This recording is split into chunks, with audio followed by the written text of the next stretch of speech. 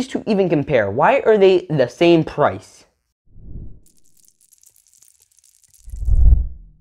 Hello everyone, it is I, Republic Studs, back at it with another video. Now today we are going to be comparing these sets, which are somehow the exact same price. Now before we get into it, please remember to subscribe, it'll help the channel a ton. And with that said, let's get into it. Hey everyone, so first we have both of these sets.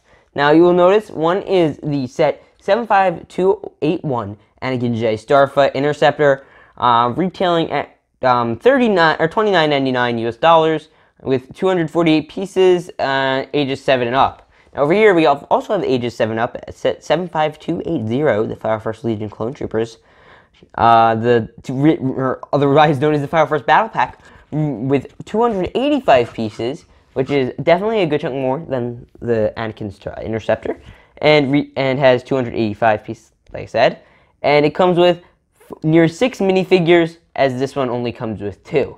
Now, it's up for debate if battle droids or R2 units count as figures, but for all intents and purposes, I'm going to be counting them all as figures. Now, as you all know, as I switch this up, each of these sets are a very good set. That's without a doubt. And obviously, you already have your personal preference, I'm sure.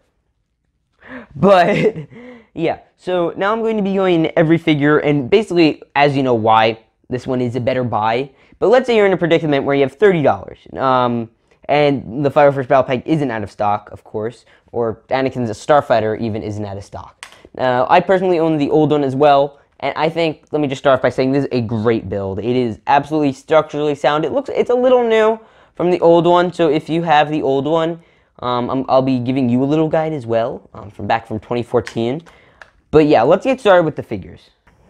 Now, with the 501st Legion Clone Trooper set, we get the amazing 501st Legion Clone Trooper. Now, this was a hard-fought figure to get in a campaign that stretched 2 years, which is insane, and the LEGO community truly achieved a lot to get this set. Now, this is a great figure, obviously, and you get 3 of them, which is fantastic. And I think that is obviously a huge draw, getting 3 of these figures, and you also get the Jetpack Trooper and Battle Droids. That is insane for a $30 set. Next up, you get the Jetpack Trooper, which I think surprised me the most out of this set. I didn't think I'd like it as much as I do, but it is probably one of my favorite figures out of the set. I think I like it even more than this one because it's such a customizable clone. And other than the airborne troopers we have previously gotten in LEGO Star Wars or ARC troopers, this is probably up there in terms of the custom types of clones. And sure, it's just a jetpack and some printing, but it means a heck of a lot more when you are following the clone so heavily and you get something more custom like this.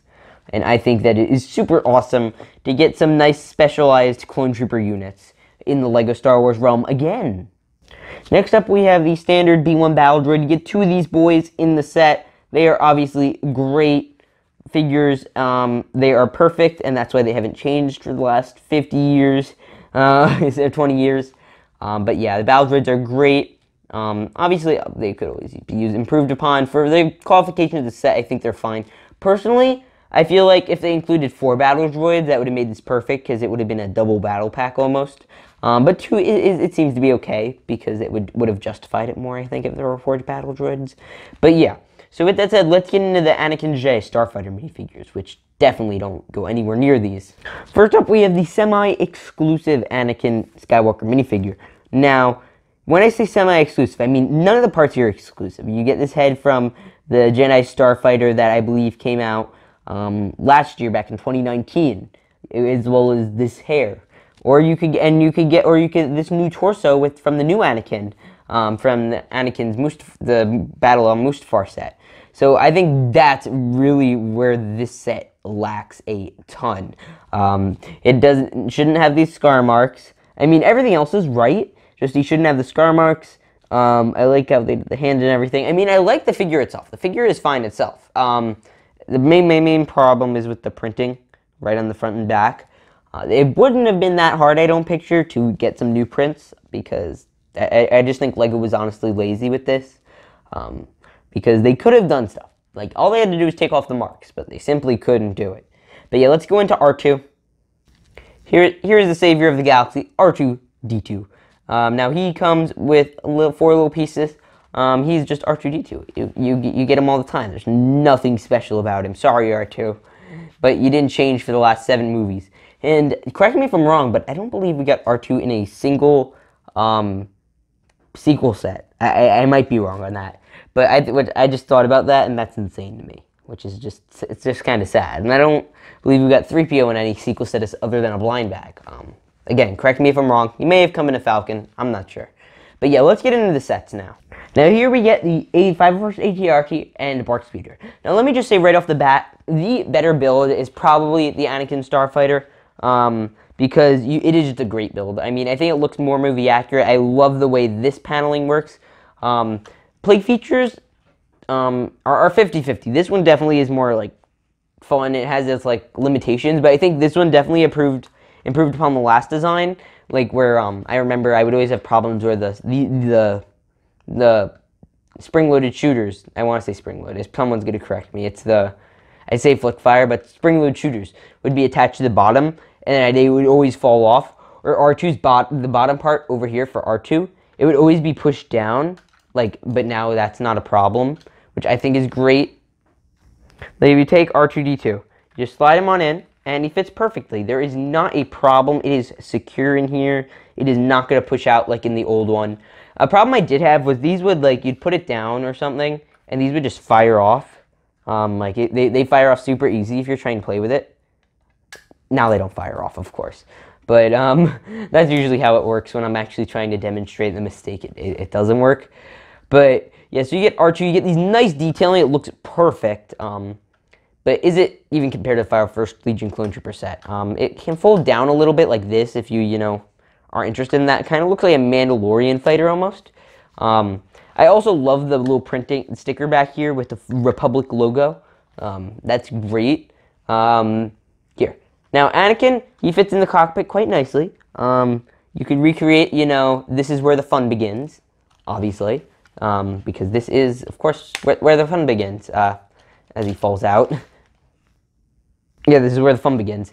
But, yeah. So, in the terms of build, I give this one at least 9 out of 10. I think the only problem I have is, short little malfunctions like this. It doesn't really stay. It's like, I'm not even trying. It's just kind of doing it itself. I don't want this to go up, but it will. Other features, just want to point this out. You have another little area, so that way it matches with R2's, but there's no droids you could put in. Obviously, there is a little clip to hold lightsabers and an extra laser beam, or an extra flick fire, which I think is great. I love the lightsaber being here on the bottom, compared to back in the old set, where you had a little clip, and it would always ruin stuff. And yeah, it also, final little feature, comes with this. Now, a problem I had with this always was that I was never able to use it, because it was just, I mean, this isn't LEGO's fault, this is just the design of the ship's fault for when it comes to toys. Because you can't really, use it, because it's always sitting down, so you're only going to be able to have the top 2 up. And when you play with it, it always gets pushed down. But yeah, that's where I'm at with this set. Now, in terms of the 501st Legion Clone Trooper set, you already know what it is. You know what it has in terms of build, in terms of everything, in terms of figures. You know what it does. So I don't really need to tell you that. I just wanted these people weren't sure about Anakin Starfighter. Now, if you compare these sets, now this one obviously gets the better build. I think this one's build is fine. I've done a review on it. I think this one's build, it's fine. Not a huge excitement. I in fact got this set just for this reason, to compare the two. But are they are they even on the same playing field? Are these sets on the same playing field? Obviously, the answer is no. And that is for the obvious reasons of it being,